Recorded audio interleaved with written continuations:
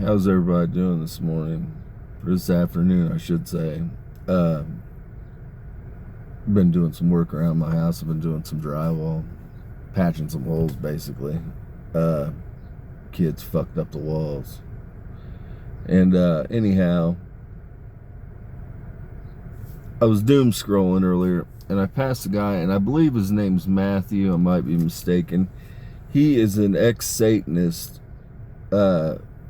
That speaks about the glory of God. He's from New Zealand. He's a big guy. People will probably recognize him now that I've described him. And anyhow, I see his content all the time. He talks about redemption and the glory of God. And I'm here to tell you, God doesn't work through perfect pearls. Okay? God works through the imperfect, the flawed. That's his masterpiece. What God is great at is taking a canvas that's been blemished and resurfacing that canvas. That's how God creates his masterpiece. God always uses a blemished canvas to create his masterpiece. There's a lot of people that they like to quote scripture, but I'm here to tell you, there's nobody that knows the Bible and the Gnostic texts like damn Luciferians. I'm just here to tell you, the Luciferians know the damn Bible better than the Christians do. They know the Gnostic texts. They have a whole host of stories and books that they're aware of and that they have archived that Christians don't have access to. And the reason being, Lucifer was God's greatest study. I'm here to tell you, Lucifer was about that action. He was by the book, which is partly why God took it so fucking personal. I'm a supernatural spiritual being. I walk as the Bible incarnate in flesh. The Bible is based on my life cycles. But I'm a supernatural spiritual being. I'm not a biblical being. I'm a spiritual being. A lot of people, you can go open the Bible, and there's a lot of people that can quote the Bible more accurately than me. You can throw your quotes at me and your scripture at me, and I'm going to tell you about my life. There's a big difference. My life embodies a whole lot that never appears in that Bible, cycle after cycle. And I'm going to tell you why I have such a fondness. For one, the house of David always walks with witches. I'm just here to tell you, Christians have a big problem with understanding that they want to label everything as witchcraft. And the reality is, yeah, there's witchcraft in the goddamn Bible, but it's a book built around supernatural experiences. It's full of psychics. How do you think all the prophecies, you have one prophecy leading to another prophecy leading to another prophecy? It's all foretold because there's people that have eyes that see and ears that hear in these living lines. They're bloodlines, people.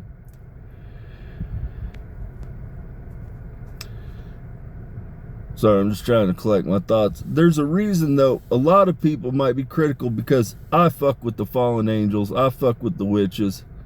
I fuck with the Luciferians, truth be told. I don't worship Lucifer. That is not worship. Lucifer washes my feet. Let's be clear.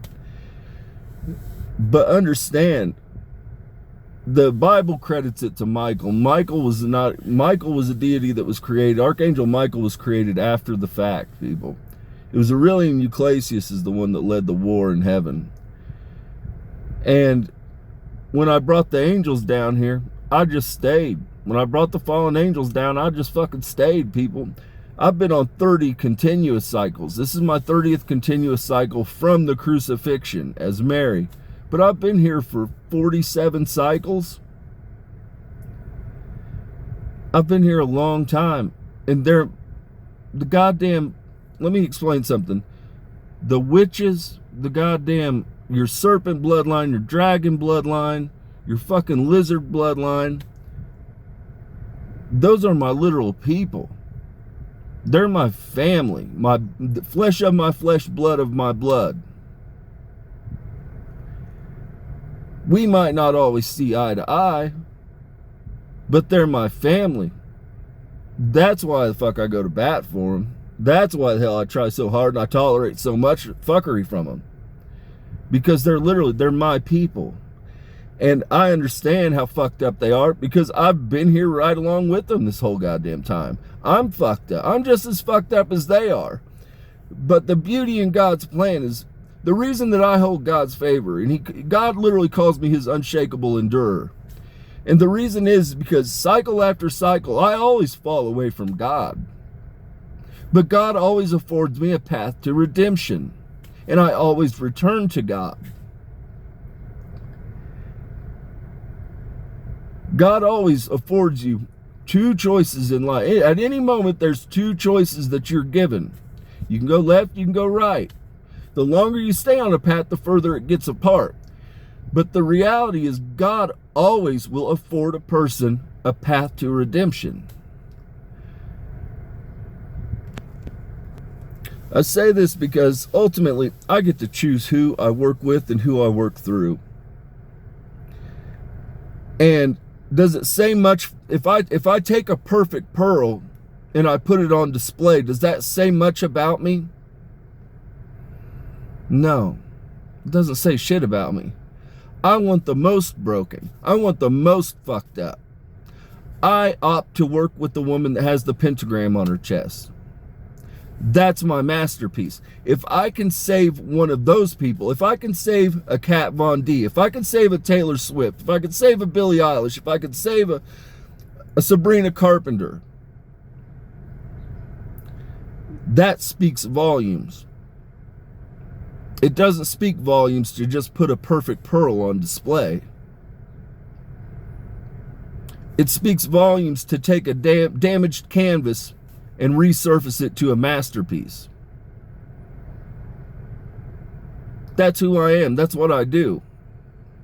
I speak life over dead bones. I fix the broken. I take the people that are disenfranchised, that have been hurt, that have been broken, and I speak life over them. I bring them back to life. That's what the fuck I'm really good at.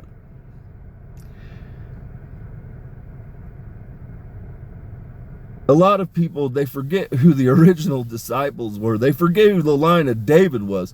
We are the line of David's goddamn monsters. I'm here to tell you, God, when God needs it done, the soul is Aurelian Euclasius, and he'll get a goddamn vessel that's built like a shit brick house and send it in to lead the goddamn people. That's God's blueprint. A shit brick house and send in the hitman of heaven, the warlord of heaven, Aurelian Euclasius, the angel of death. That's what God does. He doesn't send in somebody that's polished and ready to deliver a sermon. No, he sends in the one that's like, hey, you know what? Fuck you. This is what we're going to do. He sends in the one that doesn't take shit. He takes in the one that demands respect and commands authority. That's who God sends in. You know, long ago, Jesus carried the sword, Jesus carried the cross for me so that I might return and carry the sword.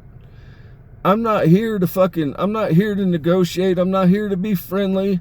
I mean, I'd rather be friendly. I'd rather be friends with people. I'm really actually a chill, cool dude.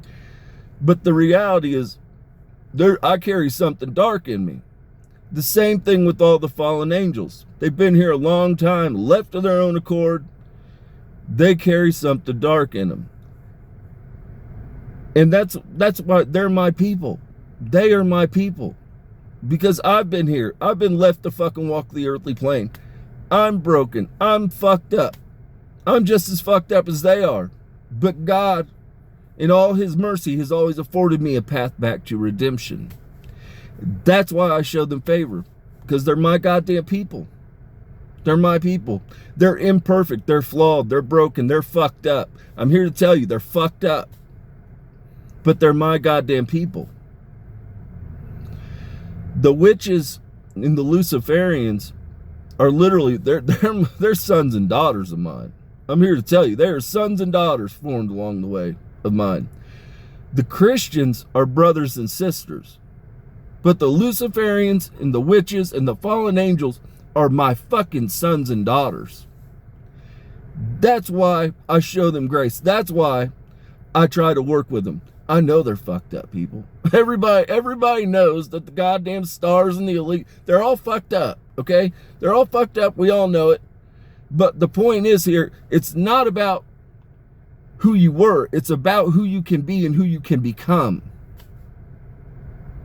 That's the story. That's the saga. That's the tale. That's the plot. It's not who the fuck you were. It's who you can be and who you can become. I just happen to have the ability to see.